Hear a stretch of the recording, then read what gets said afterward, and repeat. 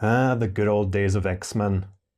You know, back in the day when Beast was just this bulky dude, and Iceman was a really skinny Frosty the Snowman, and Archangel was just this guy with wings.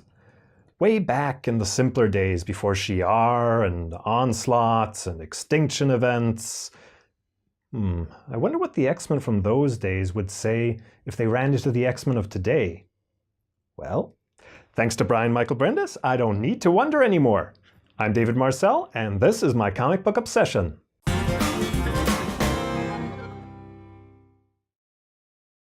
And today, we're taking a look at All New X-Men, Volume 1, Yesterday's X-Men.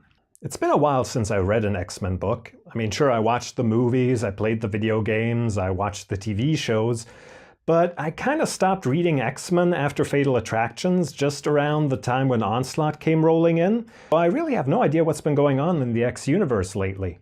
So this book is a perfect starting point for people like me who during the 90s kind of said, screw this crap, we're going to read something else. The book starts off with Hank McCoy, alias the Beast, terminally ill and racked with regret about what has happened to the X-Men. On the other side, Cyclops is preparing for his mutant revolution by recruiting new mutants that have been cropping up for the first time since the House of M, and calling for open revolution among the remaining mutants of the world. This doesn't sit well with the other groups of X-Men, led by Storm and Wolverine. While there is agreement that Cyclops needs to be stopped, Storm refuses to enter a civil war. Now Storm, I really appreciate your not wanting to start a civil war here, but let's take a look at the roster of these miscreants, shall we? We've got Cyclops, who's wanted for the murder of Charles Xavier, so basically he shot Martin Luther King. Then we've got Magneto, and I could fill videos with the crimes against humanity he's committed. Then we've got Emma Frost, who's a fugitive from the law and the ex-White Queen of the Hellfire Club. And then we've got Illyria, who also almost destroyed humanity a couple of times. Okay, that was as Darkchild, but still. So these aren't really the people with the best PR, heck.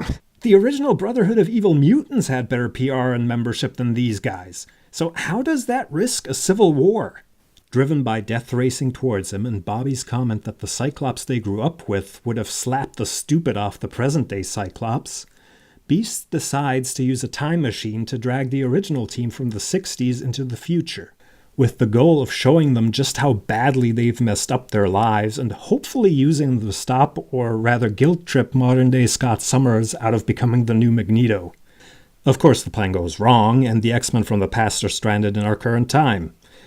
Their fish-out-of-water reactions are fun, and their introduction into what has been going on in the Marvel Universe is a great way to get up to speed. The verdict. The writing in this is good. Brian Bendis does an excellent job with the characterization and the dialogues. The gimmick also doesn't wear out its welcome, at least not yet. Scott needs to deal with an unfair amount of rage from his future teammates. I mean, just the fact that the kid doesn't go and say, you know what? I'm going to join Apocalypse after Wolverine threatens to pop a claw in his neck. That's a big testament to his character right there. Jean gets hit full force with her until then dormant psychic powers, and the knowledge of dying. A lot.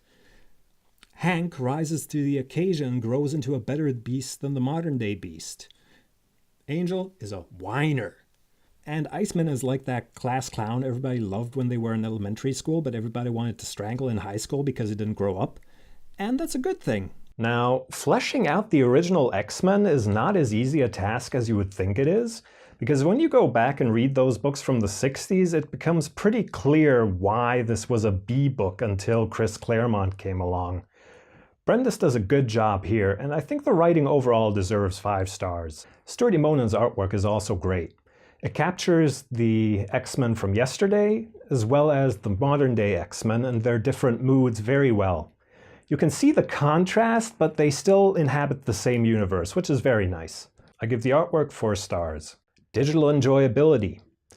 Now, this looks great on a 10-inch tablet, for the most part. There are, however, a lot of spread pages where you do need to use the zoom function, and there the text sometimes isn't as crisp as it could be. Still, this is nothing major, so I give this 4 stars. Value for money. These books are usually going for $5, sometimes even $3.